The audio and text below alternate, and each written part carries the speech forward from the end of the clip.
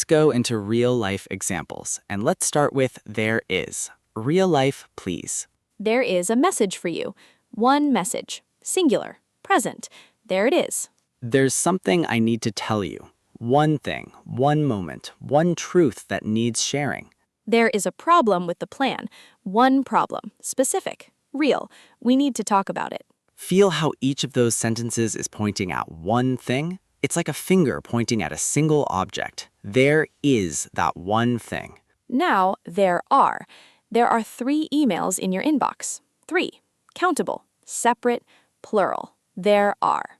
There are so many reasons to keep going. Many, more than one, uncountable in feeling but plural in form. There are. There are people waiting outside. Multiple people. Individual but together.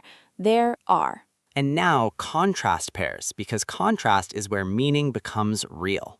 There is a chair in the corner. One chair. Lonely. Specific. Singular. There is. There are chairs around the table. Multiple chairs surrounding something, together, plural. Same object, different quantity, different word. The world changes, the word changes with it. Here's another one, and this one is very everyday life. There's a good restaurant near my house. One specific place I love. One recommendation. There is. There are a lot of good restaurants in this neighborhood. Multiple options and abundance. There are. Same neighborhood, same topic. One specific versus many general.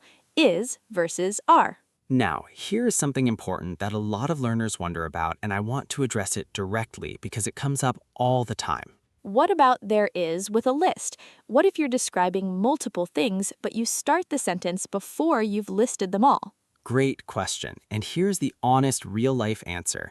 In natural spoken English, the kind people actually use in conversation, when you have a list, many speakers use there is even when the first item hasn't been said yet. They say, there's a book, 2 pens, and a notebook on the desk. Technically, in careful, written, formal English, because the full list is plural, you would say, there are a book, 2 pens, and a notebook.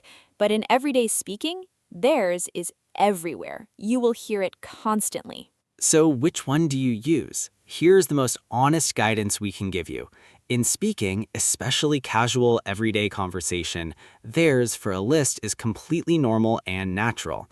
In writing, in formal situations, in emails to your boss, use there are for plural lists. Communication first, grammar later. If you say, there's 3 things I want to mention, the world will not end. Nobody will misunderstand you. Nobody will think less of you. Your message will land perfectly. Nobody dies.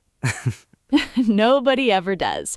Now, let's talk about there is and there are in the past, because you will need this in real life constantly, telling stories, sharing memories, describing places you've been. In the past, there is becomes there was, and there are becomes there were. One in the past, there was.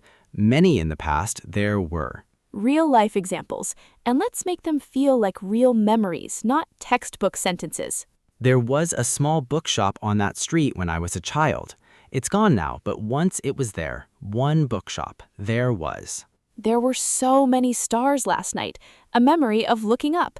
Many stars. There were. There was a moment during the trip when everything felt perfect. One moment. Specific. Beautiful. There was. There were people dancing in the street when we arrived. Multiple people. Movement. Life. There were.